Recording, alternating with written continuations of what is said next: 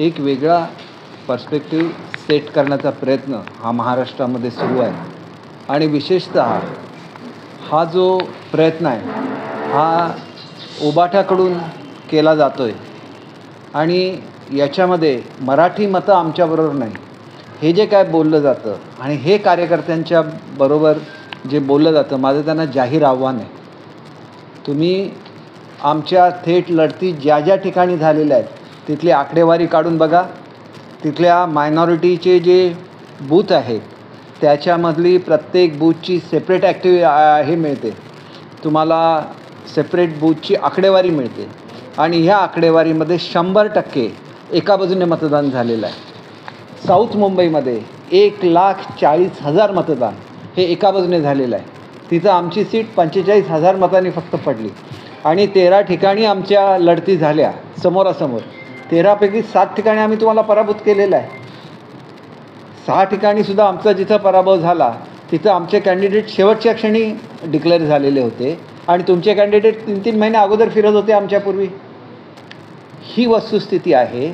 सगळी मराठी मतं, मुंबईकरांची मतं ज्याच्यामध्ये गुजराती असतात, मराठी असतात आणि विशेषतः मराठी आमचे मुलं ज्यांच्यासाठी बाळासाहेबांनी एवढा लढा दिला ह्याच्यापैकी 80% मतदार हा आमच्याबरोबर राहिलेला आहे. तुम्ही ही मायनॉरिटीच्या बूथची यादी काढा, आपणच काढा. मी असं म्हणणार नाही की मी तुम्हाला ती देईन आणि ती मतं वजा करा. प्रत्येक मतदारमध्ये 1,00,000-1.5 लाख मतांनी यांचा पराभव होईल. याचं उत्कृष्ट उदाहरण हे संभाजीनगर आहे. तिथं आमचा जो लढा थेट झाला तिथं आम्ही 1 लाख मतापेक्षा जास्त फरक हा उबाटाच्या आणि आमच्या मतामध्ये आहे. आम्ही नसतो तर त्या ठिकाणी पूर्वीच्याच खासदार पुन्हा निवडून आलेले असते. ही वस्तुस्थिती आहे आणि त्याच्यामुळे तुम्ही जो काय विचार सोडला बाळासाहेबांचा त्याच्याबद्दल ज्याला मायनॉरिटीला खात्री झाली की हे खरोखर बाहेर पडलेले आहेत आणि खरोखर हे काँग्रेससारख्या विचाराबरोबर गेलेले आहेत त्याला त्यांनी 1 गठ्ठा मतदान तुम्हाला करण्याचा निर्णय घेतला. का घेतला तर मोदी साहेबांनी जी राष्ट्राची प्रगती चालवलेली आहे, मोदी साहेबांनी जो हिंदुत्वाचा विचार आणि हिंदुस्थानची जी कल्चर आहे ते संपूर्ण जगभर पोचवलेलं आहे आणि त्याला विरोध करायचा हे कटकारस्थान संपूर्ण भारतामध्ये घडलं आणि त्याचा एक भाग हा महाराष्ट्राचा मध्ये घडलेला हा प्रकार आहे. आणि तुम्हाला मला एकच गोष्ट सांगायची आहे या निमित्ताने की महाराष्ट्रामध्ये अनेक विषय आहेत जे इतर राज्यामध्ये घडलेले नाही आहेत. महाराष्ट्रामध्ये मराठा आंदोलन झालं आणि मराठा आंदोलनाच्या दरम्यान मराठा विरुद्ध OBC असा एक वाद मोठा त्या ठिकाणी तयार झाला. या वादामध्ये जे OBC होते हे मोस्टली विदर्भामध्ये राहणारे होते आणि मराठा समाजाचे जे होते ते विशेषतः मराठवाडा आणि पश्चिम महाराष्ट्रामध्ये होते. याचा थेट परिणाम असा झाला की आम्ही मराठा समाजासाठी आरक्षण दिलं, मराठवाड्यामधल्या कुणबींचे दाखले देण्याची व्यवस्था केली, परंतु अंतिम त्यांच्या ज्या मागण्या होत्या त्याच्यामध्ये संघर्षामध्ये एवढा कडवटपणा आलेला होता की दोन्ही ठिकाणी हे पक्षाच्या विरोधामध्ये मतदान ठरवून करण्यात आलं. बीडसारख्या ठिकाणी उमेदवाराला प्रचाराला सुद्धा गावागावामध्ये जायला बंदी करण्यात आली. हे तुम्ही स्वतः बघितलेलं आहे. दानवेंसारखा एक ज्येष्ठ कार्यकर्ता असेल, पंकजा मुंडेंसारखी एक ज्येष्ठ आमचे नेते असतील, तर अशी मोठी मोठी लोक पराभूत का झाली या परिस्थितीचा तिथं ॲनालिसिस झाला पाहिजे असं मला वाटतं. उत्तर महाराष्ट्रामध्ये कांद्याचा प्रश्न मोठा होता. निर्णय घेतला गेला की कांद्याच्या निर्यातीला परवानगी द्यायची, परंतु तो निर्णय हा केवळ 2 दिवस अगोदर घेण्यात आला. आम्हाला एवढंच सांगायचं की आम्ही पराभवाचं समर्थन करत नाही, पराभव आम्ही मान्य करतो आणि ज्या गोष्टी या दरम्यान चुकलेल्या आहेत या चुकलेल्या गोष्टी दुरुस्त करून आपण नव्या दमाने जनतेसमोर जाऊ. आणि मी तुम्हाला एकच गोष्ट सांगतो, लोकसभेचा आणि विधानसभेचा थेट संबंध जोडण्याचा प्रयत्न केला जातो आहे. काँग्रेसच्या किती जागा आल्या होत्या मागच्या लोकसभेला? फक्त 1 जागा आली होती. आणि विधानसभेला किती आल्या? जवळजवळ 44 जागा की 42 की 44 मला आता एकदा काकडा आठवत नाही, परंतु तेवढ्या जागा त्यांच्या निवडून आल्या. 4 जागा आल्या राष्ट्रवादी काँग्रेसच्या, त्यांच्या किती आल्या? त्यांच्या जवळजवळ 45च्या आसपास जागा निवडून आल्या. याचा सरळ अर्थ असा आहे की लोकसभेला वेगळे विषय असतात, विधानसभेला वेगळे असतात आणि पंतप्रधान मोदीजींना पराभूत करण्याचा जो कट होता हा कट पाकिस्तानमध्ये रचला गेलेला होता. पाकिस्तानचे मंत्री डायरेक्टली सांगतायत की मोदी साहेबांच्या विरोधात मतदान करा असं अपील करतायत, आणि ते अपील भारतातलं कोणतरी ऐकतं. ही अकलनीय गोष्ट आहे. पाकिस्तान हा आमचा शत्रू आहे. 2 मंत्री त्या ठिकाणी आवाहन करतात आणि एक गठ्ठा मतदान भारतामध्ये घडतंय. त्यांनीच सांगितलं म्हणून झालं असं मी म्हणणार नाही, परंतु ही वस्तुस्थिती आहे ना, झालं ही वस्तुस्थिती आहे. 400 पारचा नारा भाजपने अवश्य दिला, पण त्याच्यामागे भारताचं संविधान बदलणं हा हेतू कधीच नव्हता. चुकीचं पसरवलं गेलं आणि संविधान बदललं जाणार असं सांगून आमच्या जे दलित बांधव आहेत त्यांची दिशाभूल केली गेली.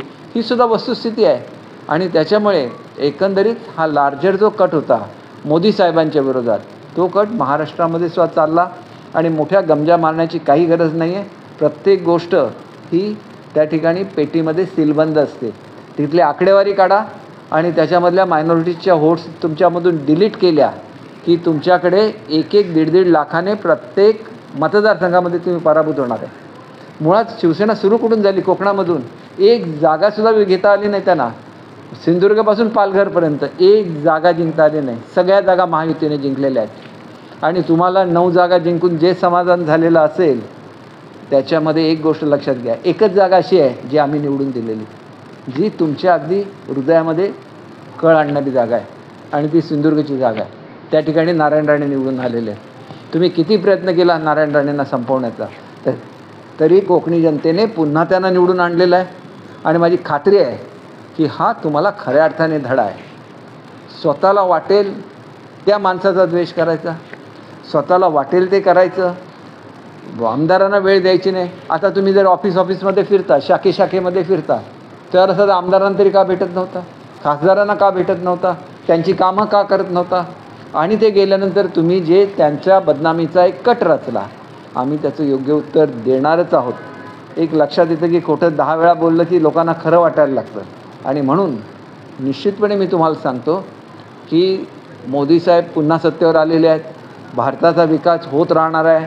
आणि आमचे आदरणीय मुख्यमंत्री हे त्यांना पाठिंबा देण्यासाठी स्वतः दिल्लीला गेलेले आहेत. लोकांनी मॅन्डेट दिलेला आहे तो मोदी साहेबांनी या देशावर राज्य करावं, हा लोकांचा मॅन्डेट आहे. क्लिअर कट मेजॉरिटी त्यांना मिळालेली आहे. अशा परिस्थितीमध्ये एकीकडे तुम्ही भाषणं करता की लोकशाहीच्या रक्षणासाठी म्हणून तुम्ही भारतभर रान उठवलं की हे लोकांचे सरकार पाडतात, त्याच्यामध्ये फूट पाडतात. मग तुम्ही काय कसली वक्तव्य आता करताय? तुम्हाला मॅन्डेट काय दिलेलं आहे? तुम्हाला विरोधी पक्ष म्हणून काम करण्याचं मॅन्डेट दिलेलं आहे. काँग्रेसला सगळे म्हणून किती मिळालेल्या आहेत जागा? 100च्या आसपासच्या जागा त्यांना मिळतात. त्याला एक गोष्ट लक्षात घेतली पाहिजे की विरोधी पक्ष म्हणूनच त्यांना मॅन्डेट दिलेलं आहे. फार तर मी असं म्हणेन की एवढंच जर महाराष्ट्राबद्दल प्रेम असेल तर उद्धव साहेबांनी दिल्लीला जावं आणि पवार साहेबांना त्या ठिकाणी विरोधी पक्ष नेता करण्याचा प्रयत्न करावा. पंतप्रधान तर आता होऊ शकत नाहीत, परंतु त्याच्या इक्विव्हॅलंट विरोधी पक्षाचं नेतेपद असतं. करा ना तुम्ही. तिथं तुम्ही म्हणत नाही उद्या काँग्रेस तुम्हाला बाहेर टाकेल, ह्याचं तुम्हाला भीती वाटते. आणि अशी जर हिंमत असेल, बाळासाहेबांमध्ये ही हिंमत होती, उद्या मराठी मनुष्य एखादा राष्ट्रपती पदासाठी उभा राहिला तर मी जरी महायुतीमध्ये असलो तरी माझी लोकं त्या ठिकाणी मराठी माणसाच्या बरोबर त्या कॅन्डिडेट बरोबर मतदान करतील. ही भूमिका अनेक वेळेला बाळासाहेबांनी घेतली, कारण बाळासाहेबांना फिकीर नव्हती सत्तेची. सत्ता आली आणि गेली. माझी प्रिन्सिपल्स, माझं जे काय योग्य मत आहे त्याच्याशी मी ठाम आहे. असं जर तुम्ही ठाम असाल महाराष्ट्राबरोबर तर तुम्ही जाऊन मागणी करा काँग्रेसकडे की शरद पवारजींना लीडर ऑफ द अपोजिशन बनवा. आणि म्हणून मी तुम्हाला सांगतो, दाखवण्यासाठी काही करायचं नसतं. करायचं आहे तर मनापासून करा. आणि आम्ही आपल्याला मनापासून सांगतो की आमचं पराभव आहे, आम्ही स्वीकारलेला आहे. हे बिलकुल पराभव का झाला याचं एक्सप्लेनेशन देण्यासाठी ही प्रेस कॉन्फरन्स नाही. आम्ही महाराष्ट्रासाठी भरपूर काम केलेलं आहे. वेगवेगळ्या विषयावरून लोकांची दिशाभूल झालेली असेल तर दिशाभूल कशी झाली याच्यासाठी आम्ही लोकांपर्यंत जाऊ आणि अतिशय चांगला परफॉर्मन्स आम्ही करू. ज्या सीट आम्हाला 2019मध्ये मिळालेल्या होत्या त्याच्यापेक्षा अधिकच्या सीट या आम्ही महाराष्ट्रामध्ये मिळवून दाखवू. आणि लोकांसमोर जो विषय घेऊन जाऊ, महायुती म्हणून सांगू, त्यावेळेला कुठल्याही परिस्थितीमध्ये आमच्या स्वार्थासाठी आम्ही त्याच्यामध्ये फूट पाडणार नाही. आणि एवढे मी आपल्याला गॅरंटी देतो. आणि म्हणून लोकशाहीचं इथं रक्षण करण्याच्या गोष्टी करायच्या आणि तिथं जाऊन लोकशाही विरोधी कामं करायची हे आता थांबवावं एवढी विनंती आहे. राज्यामध्ये महायुती कामं आपण मात्र महायुतीमध्ये आपण लढतो, मात्र या सगळ्याची जबाबदारी उपमुख्यमंत्री देवेंद्र फडणवीसांनी घेतली आणि त्यांनी मंत्रिमंडळातून मला उत्तरादार अशी मागणी करत. माझं एकच या बाबतीत सांगणं आहे की आम्ही सर्वजण फडणवीस साहेबांच्याबरोबर ठामपणे उभे आहोत. आमची त्यांना विनंती राहील आणि आम्ही पक्षश्रेष्ठींकडे सुद्धा आमचे मुख्यमंत्री महोदय बोलतील की त्यांचा राजीनामा ॲक्सेप्ट करू नये, कारण त्यांना बदनाम करण्याचा एक कट आणि षडयंत्र हे महाराष्ट्रामध्ये रचलं गेलं.